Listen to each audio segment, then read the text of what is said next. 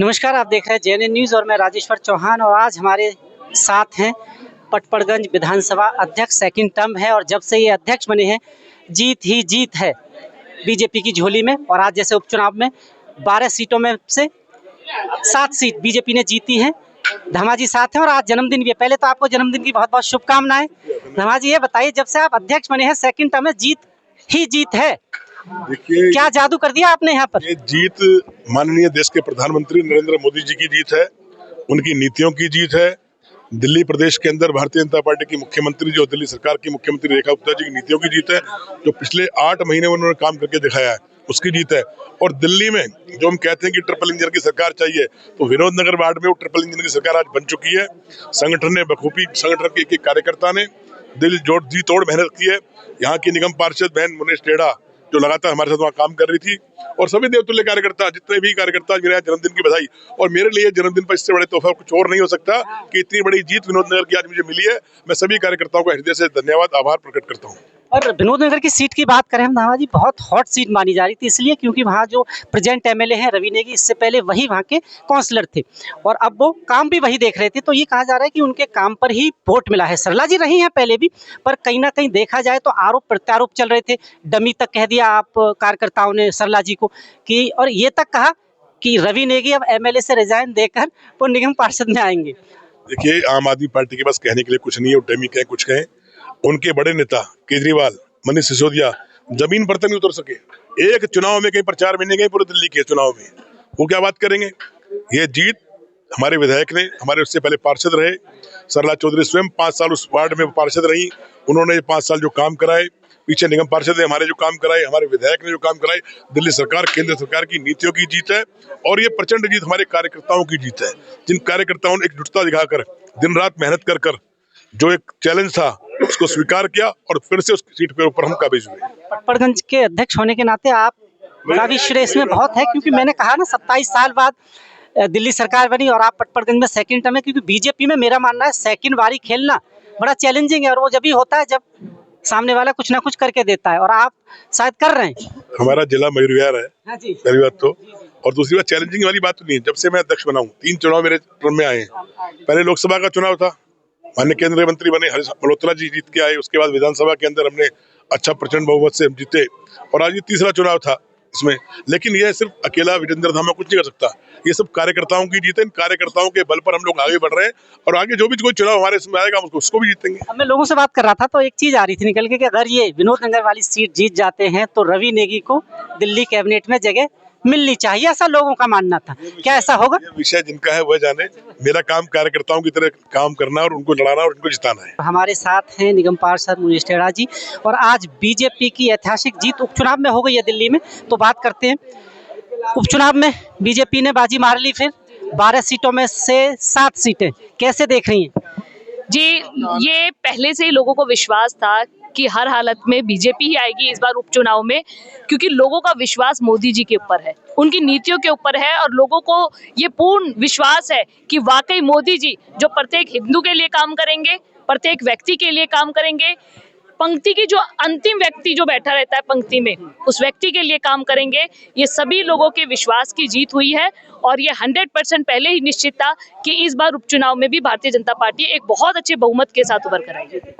8-9 महीने का कार्यकाल रहा दिल्ली सरकार का, तो क्या जनता ने पास कर दिया? क्योंकि अभी तो लंबा वक्त है, अभी तो 8 महीने का देखा जाए तो रिजल्ट जो आता है वो रिजल्ट उपचुनाव के बिल्कुल दौरान दे दिया है जनता ने रिजल्ट दे दिया है। और जहां कहते हैं कि एक महिला को जब एक नए घर में प्रवेश करती है तो उसे संभालने में भी वक्त लगता है, ये तो एक सरकार है। जहां केजरीवाल जी एक कर्जे का एक अड़ंबा छोड़ के गए थे दिल्ली के ऊपर, उसको संभालते हुए भारतीय जनता पार्टी ने, भारतीय सरकार ने जो ये दिल्ली के अंदर 8 महीने के अंदर अपनी बखूबी ये सरकार चलाई है, चाहे वो छठ पूजा को लेके हो, चाहे आयुष्मान कार्ड को लेके हो, चाहे जितने भी बुक प्लॉट हो उन पर मीटर लगने का विषय हो, चाहे और कितनी भी समस्या हो। क्योंकि जब ये दिल्ली भारतीय जनता पार्टी के हाथ में आई थी 27 साल बाद, तो उस समय दिल्ली एकदम बेहाल थी, और 8 महीने के अंदर हमारी जो मुख्यमंत्री है रेखा गुप्ता जी, वो लगातार 24 घंटे काम कर रही है और उन्हीं का ये प्रयास है, उनका जो अथक प्रयास था कि दिल्ली के लिए वाकई कुछ करना चाह रही है भारतीय जनता पार्टी, उसका ये परिणाम उपचुनाव में आया है कि हम 7 सीट पर बहुत ही अच्छे मार्जिन से विजय कर पाए। विनोद नगर सीट से आम आदमी पार्टी का ये आरोप रहा इलेक्शन से पहले। उन्होंने कहा कि ये तो डमी है, सरला जी को डमी कहा गया, क्योंकि अगर देखा जाए तो रवि नेगी लड़ रहे हैं। उन्होंने साफ वीडियो उन्होंने वायरल किया इस बारे में, कह रहे आपको डमी चाहिए या ओरिजिनल, काम कौन करेगा, क्या रवि नेगी करेंगे, कैसे जवाब देंगे उनको? अब ये उनकी गलतफहमी है, जिन किसी भी व्यक्ति ने ये कहा है डमी है, क्योंकि सरला चौधरी जी इससे पहले भी निगम पार्षद थी जब रवि नेगी जी उस समय कुछ नहीं था। तो सरला चौधरी जी कोई डमी नहीं है, वो इससे पहले भी 5 साल निगम पार्षद रह चुकी है। और इस बार क्योंकि भारतीय जनता पार्टी दिल्ली सरकार के अंदर है, एक बहुत बढ़िया बहुमत से वो अपना कार्य करेगी, बहुत ही उम्दा तरीके से काम करेगी, क्योंकि फंड की कमी नहीं रहेगी। क्षेत्र में हर एक व्यक्ति, हर एक अधिकारी सुनने के लिए तैयार है कि इस काम को हम इस गति के साथ कर सकते हैं। तो वो कोई डमी कैंडिडेट नहीं है। पटपड़गंज से जो अध्यक्ष है बीजेपी के, आज उनका जन्मदिन भी है और जब से वो पटपड़गंज के सेकंड टर्म है उनका अध्यक्ष बने हैं, जीत पे जीत दर्ज हो रही है। देख रहे हैं, चाहे तो दिल्ली विधानसभा हो, उससे पहले लोकसभा हो और अब ये निगम। कैसे देखती हैं? बहुत लक्की हैं धामा जी। देखिए, धामा जी जब किसी काम के साथ जुड़ते हैं तो दिल से उस काम को करते हैं। मैं आपको बता दूं कि इनके पैर में चोट लगी हुई थी जब लोकसभा का चुनाव था, लेकिन ये एक दिन भी छुट्टी कर घर पर नहीं बैठे। और आज जब दिल्ली के ये उपचुनाव है, उन्होंने दिन और रात वहीं पर ऑफिस पर बिताए हैं कि किस प्रकार हम अपने इस मार्जिन को, क्योंकि जीत तो सीट रहे थे, इस मार्जिन को और बेहतर तरीके से हम लेके आए। उन्होंने पूरी कर्मठता के साथ वहां पर कार्य किया है। बीजेपी के काम करने के तरीके से विपक्ष भी कायल है, क्योंकि अगर बिहार इलेक्शन की बात करें तो तेजस्वी का वो आपको याद होगा इंटरव्यू में उन्होंने कहा था कि बीजेपी मेहनत वाकई बहुत करती है, उसी का परिणाम है ये सारे इलेक्शन। और एक चीज और है, बीजेपी हर इलेक्शन को बड़ा इलेक्शन ही मानती है, चाहे वो निगम हो या फिर लोकसभा या विधानसभा हो। बिल्कुल सही कहा आपने। बीजेपी का प्रत्येक कार्यकर्ता जब इलेक्शन आते हैं ना, कहते हैं कि जब फूफा शादियों में रूठ जाते हैं लेकिन लास्ट में उन्हें आना पड़ता है, वही बीजेपी के कार्यकर्ता है। चाहे कितने भी उनके अंदर नाराजगी हो, लेकिन वो हर हालत में अपनी पार्टी को विजयी बनाएंगे।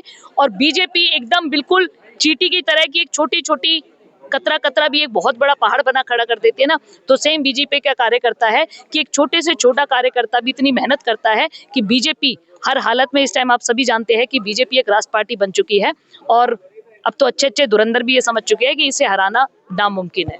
एक सवाल जब मैं महिलाओं से बात करता हूँ, कवर करता हूँ, तो उनका एक क्वेश्चन होता है कि वो 2500 कब आएंगे। वो उन्हें बताइए कि वो 2500 कब आएंगे उन्हें। मैंने आपको बताया कि अभी तो हमारी पार्टी को सिर्फ 8 महीने हुए हैं और एक नई नवेली जब दुल्हन आती है उससे भी घर को संभालने में समय लगता है। तो इस घर को भी संभालने में भारतीय जनता पार्टी को थोड़ा सा समय जरूर लग रहा है, लेकिन हर हालत में अगर ये वादा किया है तो 2500 रुपए हर हालत में आएंगे, सभी के घर पर सिलेंडर हर हालत में आएंगे। अब एक सवाल ये, हम मुनीश शेरा जी के हमेशा वीडियो देखते हैं, कई बार जो वायरल होते हैं, कई बार वो लोगों को डांटती हुई नजर आती हैं, कई बार समझाते हैं, वो क्या मामला है? कई बार डांटती भी और कई बार प्यार से समझाती हैं। देखिए, क्या होता है कि अभी तक 10 सालों के अंदर दिल्ली के अंदर केजरीवाल की सरकार थी, तो जितने भी हमारे अधिकारी थे वो इतने, मैं कहती हूँ, निकम्मे हो चुके थे कि काम करना चाह ही नहीं रहे थे। उस समय उन्हें काम कराने के लिए एक थोड़ा सा कड़क अपना जो व्यवहार है वो दिखाना पड़ता था, लेकिन अब जैसे भारतीय जनता पार्टी आ चुकी है, हर एक कार्य, जितने भी अधिकारी काम करना चाह रहे हैं, तो हमें इतने धमकाने और डांटने की जरूरत नहीं होती है। कहते हैं कि जब घी सीधी उंगली से नहीं निकलता तो टेढ़ी उंगली करनी पड़ती है, और क्षेत्र की जनता के लिए जहां कहीं भी टेढ़ी उंगली करनी पड़ेगी वहां उंगली टेढ़ी करने के लिए हम तैयार हैं। आपके अपने वार्ड में अगर देखा जाए, क्या ऐसे मुद्दे हैं, क्या ऐसी समस्याएं हैं जिन पे अभी काम कर रही हैं आप, और जो लोगों को डिलीवर करने वाली हैं, जो रोजमर्रा की जिंदगी में उनके रूबरू होते हैं लोग? देखिए, निगम का सबसे पहला जो काम होता है वो होता है साफ सफाई का, और अभी भी निगम के अंदर बहुत सी ऐसी कमियां थी जिन्हें सुधारने के लिए हमारी मुख्यमंत्री जी भी लगी हुई है, हमारे सांसद जी भी लगे हुए और बड़े आला अधिकारी लगे हुए हैं। तो पहला मुद्दा तो हमारा वही साफ सफाई का। दूसरा कि मैं जिस गांव से बिलोंग करती हूँ, यहाँ पे जो हमारे पूर्वांचल मित्रांचल भाई बंधु रहते हैं 17,000 के आसपास, उनके पास कोई ऐसा स्पेस नहीं है कि वो कहीं पर जाकर अपने दुख की घड़ी को उनके साथ बयां कर सके, खुशी की घड़ी को बयां कर सके। पहला मुद्दा हमारा ये है। दलुपरा गांव की चौपाल, जिसका कुलदीप जी लगातार अब से 4-5 बार उसका शिलान्यास कर चुके हैं, लेकिन वो आज तक बनी नहीं। हम लोगों की एक श्रद्धा का विषय है, वो चौपाल को बनाना है।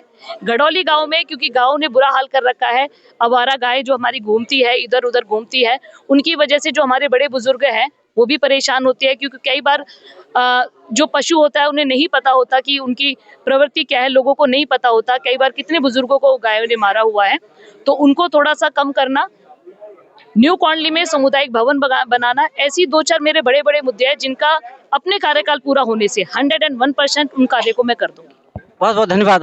बहुत बहुत धन्यवाद। आप देखने जाने बहुत बहुत धन्यवाद।